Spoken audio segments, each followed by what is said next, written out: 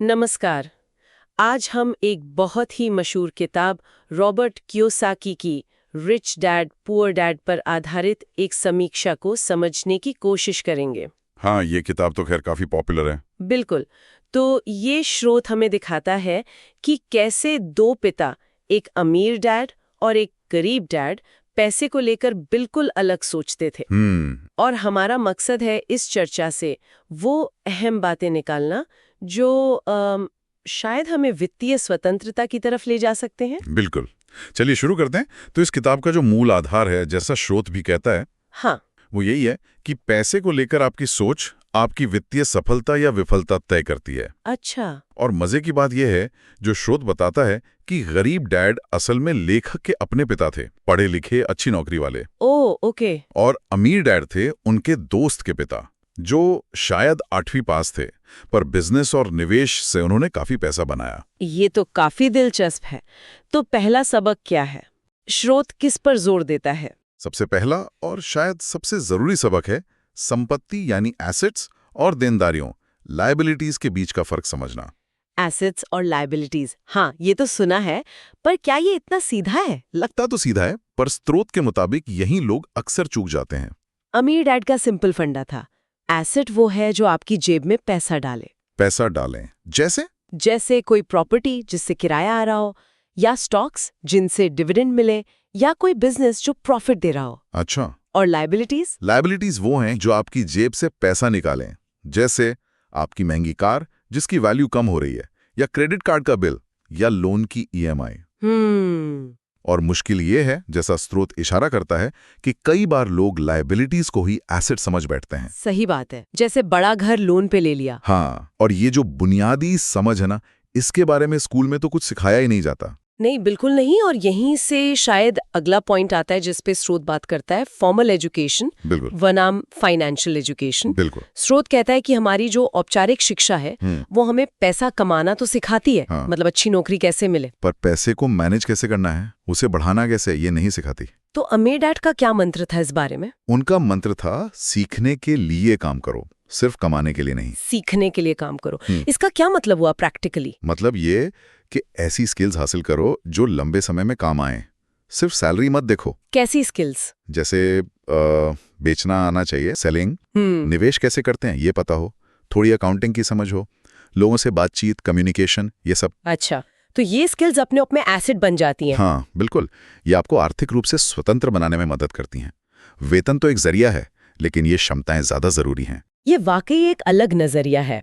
अच्छा, और वो सोच का फर्क वो कैसे दिखाया गया है? स्रोत बताता है, गरीब डैड कहते थे मैं इसे खरीद नहीं सकता।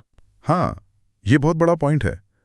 गरीब डैड की सोच यहीं रुक जाती थी। और अमीर डैड उसी सिचुएशन में सवाल पूछते थे, मैं इसे कैसे खरीद सकता हूँ? ओह हाँ। देखिए फर्क, पहला जवाब बातचीत खत्म कर देता है, दूसरा सवाल आपके दिमाग को दौड़ाता है, समाधान खोजने पर मजबूर करता है, संभावनाओं के दरवाजे खोलता है ना। बिल्कुल, एक एक्टिव प्रॉब्लम सॉल्विंग अप्रोच। स्रोत इसे बहुत महत्व देता है। इसी सोच को शायद वो मशहूर कोट भी दर्शाता है जिसका जिक्र स्रोत में है, गरीब और मध्यम वर्ग पैसे के लिए काम करते हैं, अमीर अपने लिए पैसे से काम करवाते हैं। हाँ बिल्कुल। इसका क्या मतलब है गहराई में?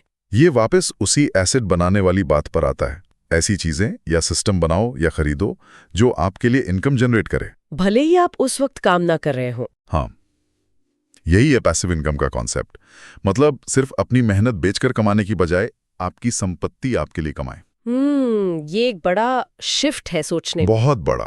तो कुल मिलाकर स्रोत इस किताब की तारीफ करता है, या? हाँ, स्रोत मानता है कि किताब की भाषा बहुत सरल है, आम आदमी को समझ आ जाती है। अच्छा। उदाहरण भी ऐसे हैं जो रोजमर्रा की जिंदगी से जुड़े लगते हैं, और सबसे बड़ी बात, ये लोगों को जगाती है, प्रेरित करती है कि हाँ भाई, वित्तीय स्वतंत्रता के बारे में सोचना चाहिए। लेकिन क्या कोई कमियां भी बताई हैं स्रोत ने? आलोचना? हाँ, एक संतुलित नजरिया है।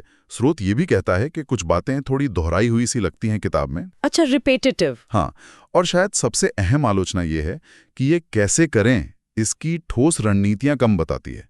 मतलब निवेश कहाँ करें, कैसे करें, इस पर ज्यादा गाइडेंस नहीं है। ओके। और एक बहुत जरूरी बात जो स्रोत उठाता है, इसे सीधे सीधे भारतीय संदर्भ में लागू करना वो थोड़ा मुश्किल हो सकता है। हमारी आर्थिक और सामाजिक सच्चाइयां थोड़ी अलग हैं। ये तो महत्वपूर्ण पॉइंट है।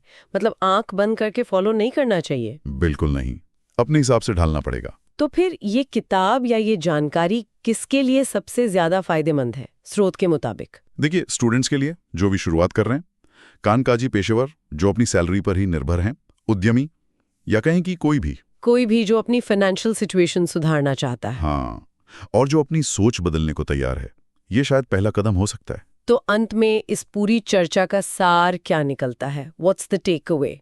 देखिए, सार यही है कि रिच डैड पुअर डैड के जो विचार हैं, जैसा स्रोत हमें बताता है, वो पैसे को लेकर हमारी जो पारंपरिक सोच है ना, हाँ, उसे चुनौती देते हैं।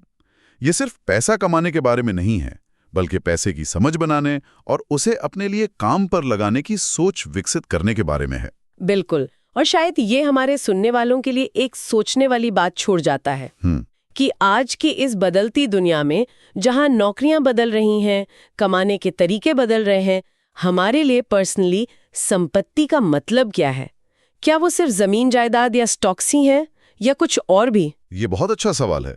और हम इस समझ को अपनी जिंदगी में, अपनी फाइनेंशियल प्लानिंग में कैसे इस्तेमाल कर सकते हैं?